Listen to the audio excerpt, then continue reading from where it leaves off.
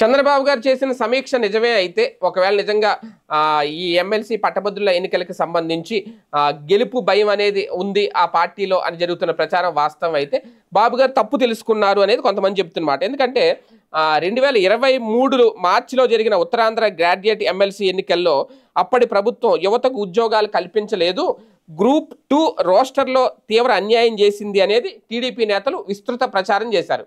అప్పుడు జగన్మోహన్ రెడ్డి గారి ప్రభుత్వం అధికారంలో ఉంది. అయితే దీనివల్ల అప్పుడు అభ్యర్థులు నష్టపోతారు, తమ ప్రభుత్వం ఏర్పడగానే ఈ తప్పును సరిదిద్దుతామని కూడా చెప్పుకొచ్చింది. కానీ ఉత్తరాంధ్ర గ్రాడ్యుయేట్ ఎమ్మెల్సీ అభ్యర్థిగా పోటీ చేసిన వేపాడ చిరంజీవి తనకు ఓటు వేసి గెలిపిస్తే ఈ సమస్యపై పోరాడతానంటూ యువతను కూడా ఆకట్టుకున్నారు. దీంతో ఉద్యోగార్థులంతా చిరంజీవిని గెలిపించారు. అయితే గెలిచిన తర్వాత అదే వ్యక్తి గ్రూప్ 2 రోస్టర్లో తప్పులు లేవని చెప్పడంతో ఒక్కసారిగా గ్రాడ్యుయేట్లు అందరూ సీరియస్ అయ్యారు ఆయన మీద.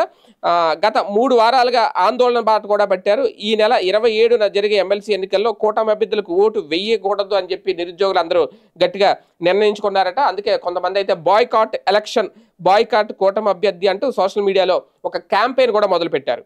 దీంతో ఇప్పుడు గ్రాడ్యుయేట్ల నుంచి ఓట్లు పడే ఛాన్స్ లేదు అనేది తెలుగుదేశం పార్టీ భావిస్తుంది. తాజాగా టీచర్లను టార్గెట్ చేసింది. ఇంకా ప్రభుత్వం 4 ఏళ్లకు పైగా అధికారంలో ఉంది కాబట్టి తర్వాత మీ ఇష్టం అంటూ భయపెడుతున్నారంట వాళ్ళని. అంటే ఒక రకంగా జరిగిన తప్పు ఏంటో తెలిసిపోయింది, అలాగని చెప్పి దాన్ని కవర్ చేసుకునే పరిస్థితి లేదు. ఇప్పుడు ఎలాగైనా ఎట్టి పరిస్థితుల్లోనైనా గెలవాలి అనేది ఇదొక కూటమి ముందు ఇదొక సంకటంగా మారుతుందా లేదనేది చూడాలి.